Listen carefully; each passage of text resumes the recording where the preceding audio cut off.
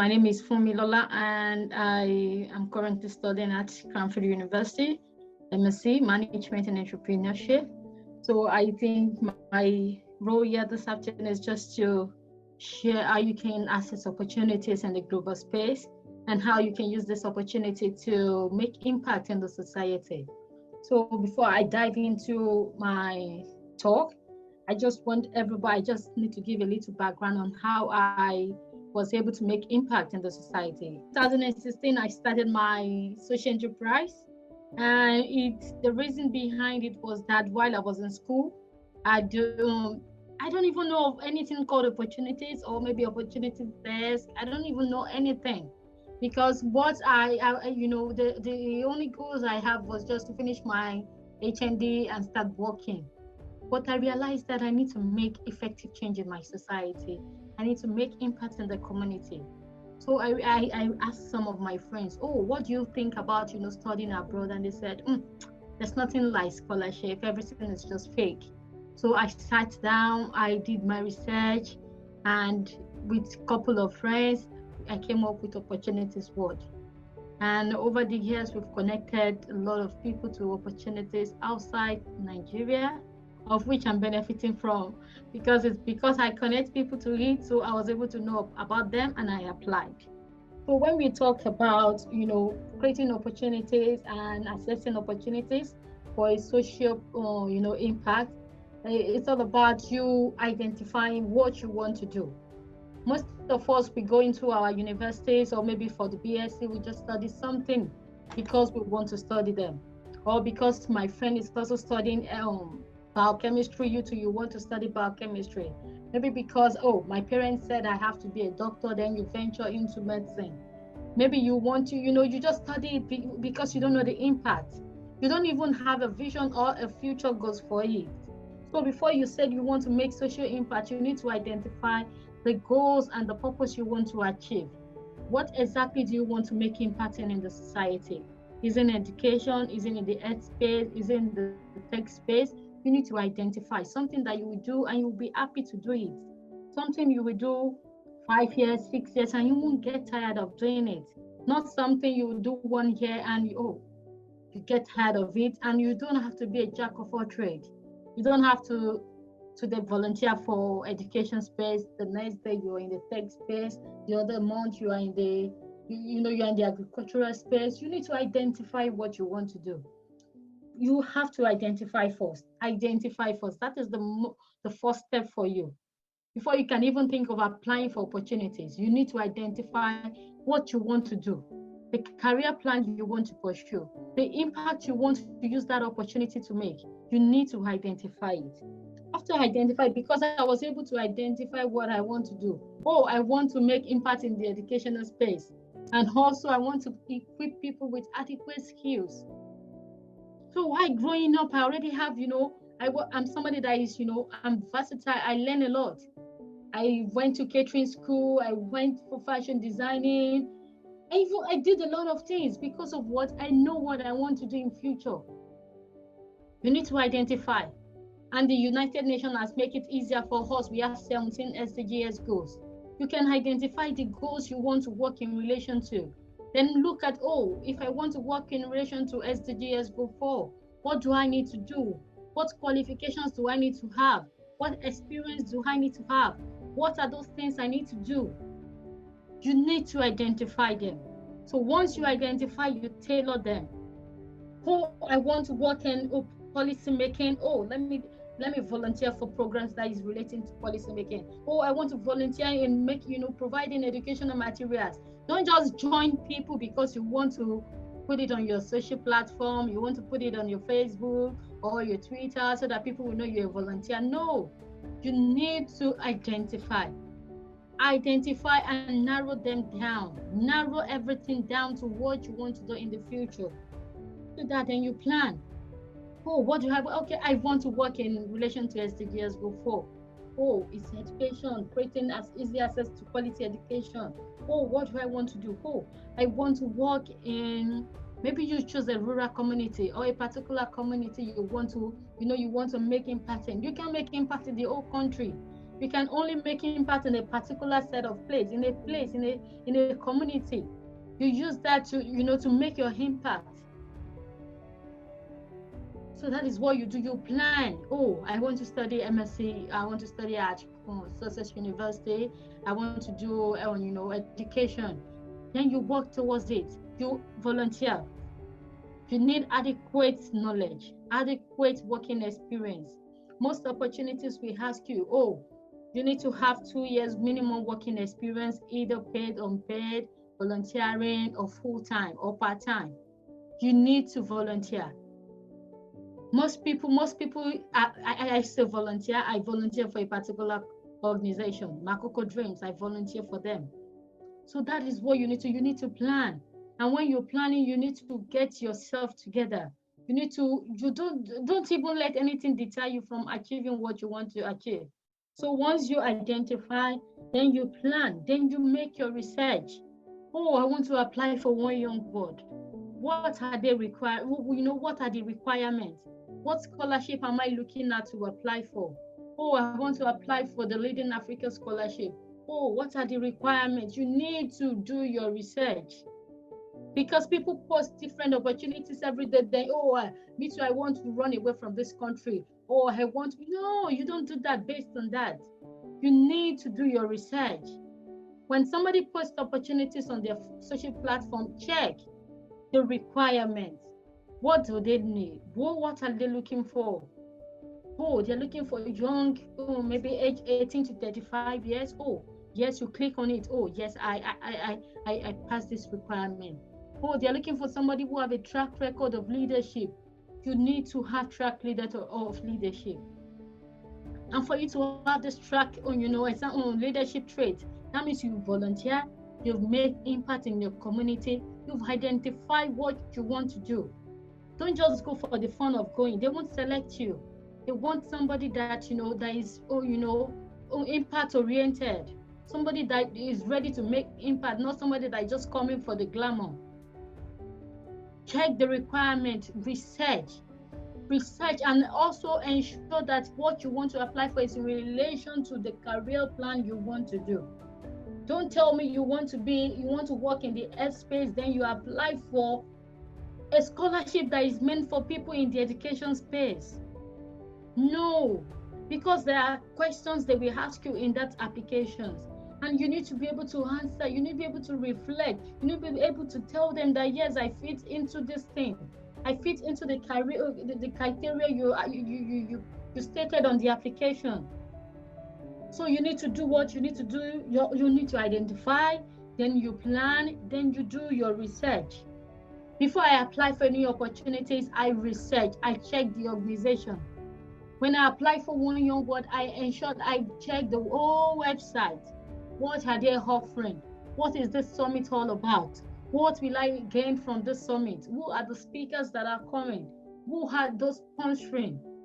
That is what you need to look for. You need to identify, who are those former ambassadors, those that have attended? I connect with them. I do my research, I plan ahead. Even with yes, you will get rejections, but you keep applying and you keep planning. You keep strategizing. After that, then you apply. When you identify what you want to do, you plan ahead. Then you do your research and you apply. And when you're applying, there are specific things you need to put in your applications. You just, when they ask you, give us maybe 150 or 100 words of, about a biography about yourself. You don't go there and start telling them, my name is Chinedu, I am 24 years old, I work in so community. No, I won't even give you a pass mark. I'm going to throw your application away. But what they intend you to speak in second person. Funmilola is a social entrepreneur who has over 5 years working experience. Funmilola has impacted over 5,000 people in rural communities, whereby she donated educational materials in a bid to ensure people have access to quality educations. Funmilola has, you can see I said Funmilola, I'm talking, it's like I'm introducing myself to them. I'm not telling them I am. No, I'm telling them what Funmilola has done. It's like I'm telling them about Funmilola. That is what you should do. And you have to show your impact.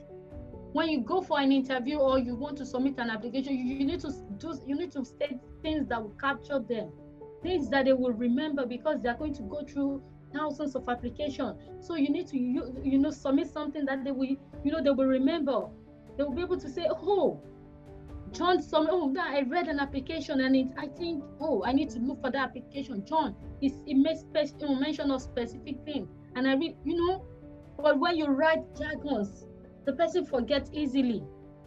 He forgets easily what you even wrote, and you're like, oh, they didn't select me the first time, they didn't select me the second time, they didn't select me the third time, and you started, because you didn't put something positive in the application. So that is why I said from the beginning that you need to identify, so that you can be able to tell it in your application when the time comes for you to apply. It's not, most times we need to just get ready for the applications before we start just applying. Oh, apply for 10 opportunities and I was not selected. What did you do wrong? You need to identify it. When I was applying for my application, I made sure that, before I applied, I already have network of people that can help me to review my essay. It's not that I just, come to them, to their inbox and just say, oh, help me please, I need you to review my essay. No, it's not done like that. You need to have a relationship with them. And there are certain things you tell them before they say, oh, let me review this application, when they see seriousness in you. So in your essay, you need to identify those things you need to put down. All those leadership, maybe you volunteered for, note them down. Maybe they didn't even pay you when you went for that volunteering opportunity. Don't worry. Put them in your applications. They have impact. Most opportunities, most scholarships, especially master's program, they will ask you to reflect how you were a leader in your community. And they will ask you to talk about it. Leadership examples. What did you do? Most of you, if I ask you now, what did you do during the COVID-19? Most did not do anything. Most just stayed at home pressing their phone. What did you do? Nothing. Then you tell me you want to apply for opportunities and you're putting examples of 2018, 2018 examples. Something you've done in 2018, 2017. How is that relevant to today? And you want to apply for an opportunities of 2022, and you're giving them the examples of 2028, 2029. It sounds, I don't even know how it sounds in my ear. You need to be relevant. Something you did in 2020, oh, during the COVID-19, I was able to provide 1,000 widows with raw food because of the stay at home, and which has enabled them to stay at home, which reduced the numbers of people who are affected with the COVID-19 virus in 2020. Oh, I was able to work in relation to, maybe due to the NSAS protest, we were able to be part of the volunteers who, were serving food and picking, the impact you made. Don't put examples of 2019, 2018. Be relevant. Put something that they can relate with now.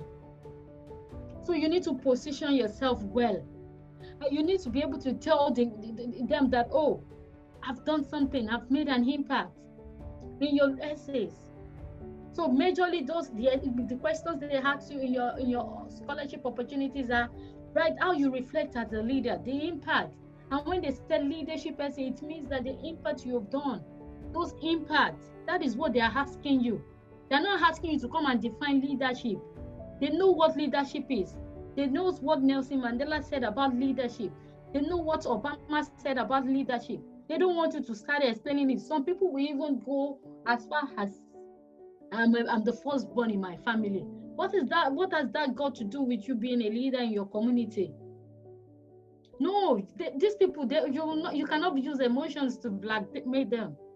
Yes, you can tell them stories of, oh, while I was in school, a friend of mine committed suicide, and because of this, I was able to start a foundation that advocates for mental health, so as to reduce the number of people who commit suicide. That is something. That is something. Not you, giving absurd examples that have, that are outdated. When I started applying also, I put examples of when I was in secondary school, because I hold a lot of leadership roles in secondary school. And when the person reviewing my essay saw it, he started laughing. And he said, "Fumi, how many years ago did you finish your secondary school?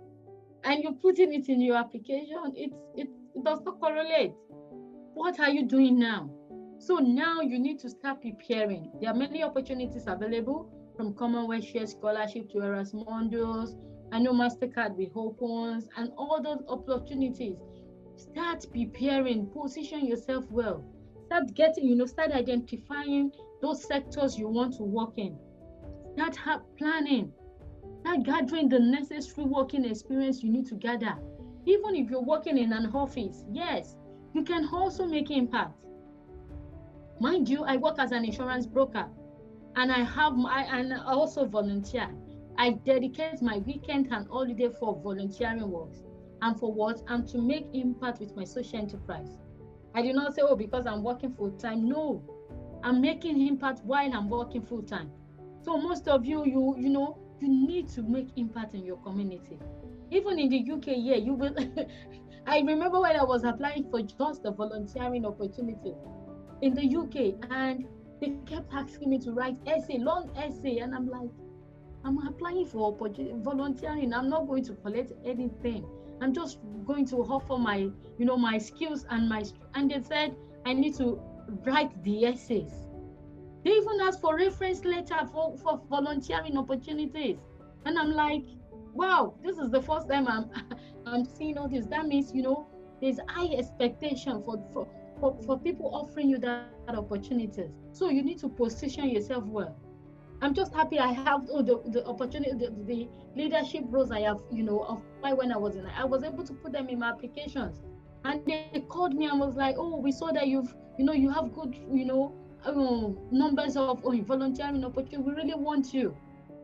You can see, because I was able to position myself well. I did not stay idle. I was able to position myself well. So you need to position yourself well. There's high expectation. When you get out of that country, when you move from your country to another country, they have high expectation. So position yourself well. And most people ask me, oh, for me, with your qualification, how did you get the Achievement Scholarship? I tell them, man, see, it's a lot of work. There were rejections. I was rejected in 2016, 2017, 2018, 2019, that I cried. Yes, I was rejected. I was even longlisted once. And I was so over the moon. Wow, I'm going to be selected. And the next, in February, oh God, when I got my mail, the next thing they said was, oh, we are sorry. We really appreciate your application. Yes, you have good leadership experience, but they didn't select me. So you need to do what? You need to put yourself out there. And when I got it with just my HND, I was, it was really good. So you need to position yourself well. You need to identify what you want to do, make your plan, research, and apply. Don't just stay idle. Thank you so much.